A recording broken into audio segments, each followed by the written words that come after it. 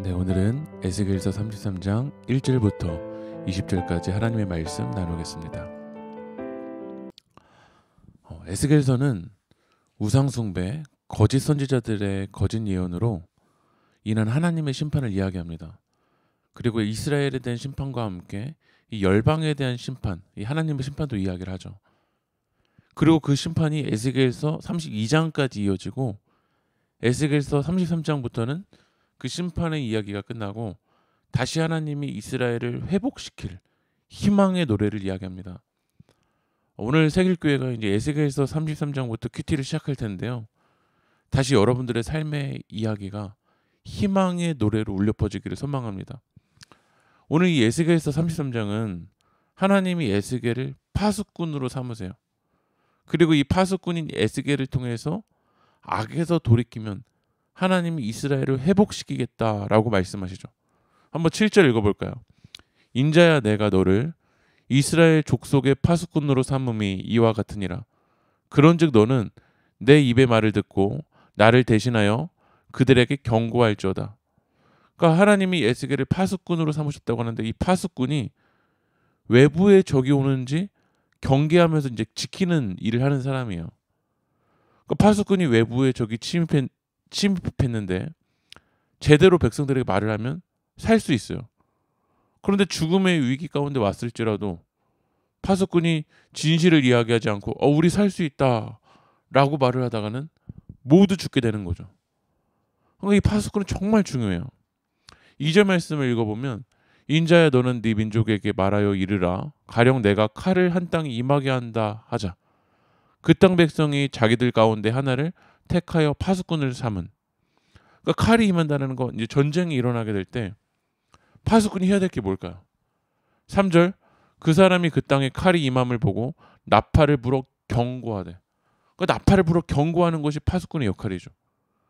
하나님의 말씀을 받은 사람은 악한 사단의 공격이 임할 때 말씀으로 경고해야 돼. 이스라엘 백성들이 이 악을 통해서 하나님의 위기 가운데 있을 때 그거를 사이렌을 울려야 돼요. 그게 파수꾼의 역할이에요.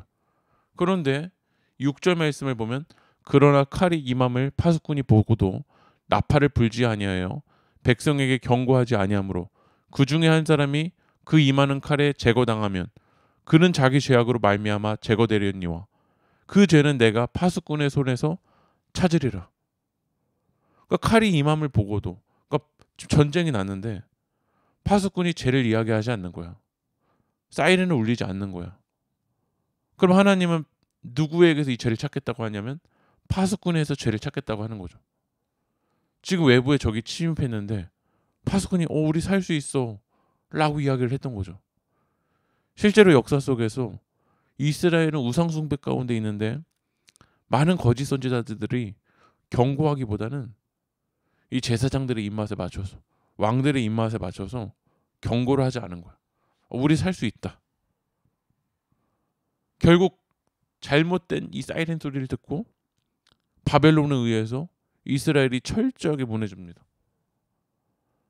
반대로 파수꾼, 제대로 된 파수꾼이 있었어요. 역사 속에서. 진실되게 말하는 소수의 선지자가 있었지만 또 많은 백성들이 대제사장과 장로들이 그들의 이야기를 듣지 않는 거야. 그러니까 우리 이 공동체가 살기 위해서는요. 첫 번째로는 진실되게 말하는 파수꾼이 있어야 돼요. 그와 함께 파수꾼의 이야기를 들었다라면 움직여야 돼요. 그러나 에스겔과 같은 이사야와 같은 에레미야와 같은 진실된 이 선지자들이 있었지만 오히려 그들을 대적했어요. 그들의 이야기를 듣지 않았기에 이스라엘은 바벨론에 의해서 아수르에 의해서 철저하게 무너졌던 거죠. 11절 읽어보겠습니다. 너는 그들에게 말하라. 주 여호와의 말씀이니라. 나의 삶을 두고 맹세하노니 나는 악인이 죽는 것을 기뻐하지 아니하고 악인이 그의 길에서 돌이켜 떠나 사는 것을 기뻐하노라. 이스라엘 족속아 돌이키고 돌이키라. 너희 약한 길에서 떠나라. 어찌 죽고자 하느냐 하셨다 하라. 하나님이 에스겔을 통해서 파수꾼으로 삼으시고 에스겔을 통해서 이야기하는 거야. 악에서 돌이켜라. 하나님은 악인이 돌이켜 떠나 사는 것, 그것을 하나님 기뻐하신다라는 거야. 하나님께로 돌아오는 것, 탕자가 아버지께로 돌아오는 것을 아버지는 기뻐하신다는 거죠.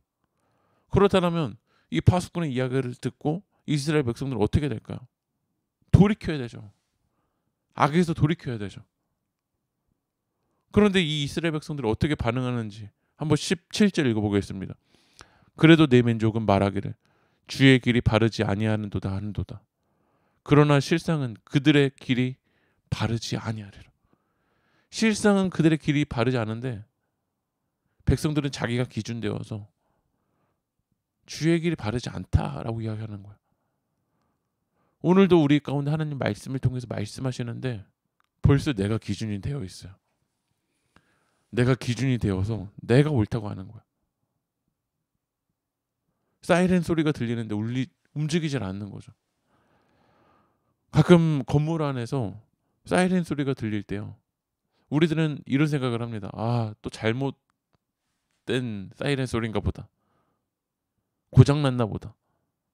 라고 생각하는 거죠. 그러나 진짜 이 건물 안에서 불이 났다든지 일이 일어났을 때 사이렌 소리를 듣고 움직이지 않으면 결국 우리들이 무너지게 된다는 거예요. 오늘 말씀 마무리합니다. 하나님이 에스겔을 통해서 사이렌 소리를 울리면 우리는 그 말씀에 응답해야 돼요. 움직여야 돼요. 그래야 살 수 있다라는 거야. 그리고 여러분들을 하나님의 파수꾼으로 삼으셔서 하나님 말씀을 제대로 전해주라고 한다면 여러분들의 입맛에 맞는 이야기가 아니라 우리는 말씀에 따라 선포해야 돼요. 그게 파수꾼이에요.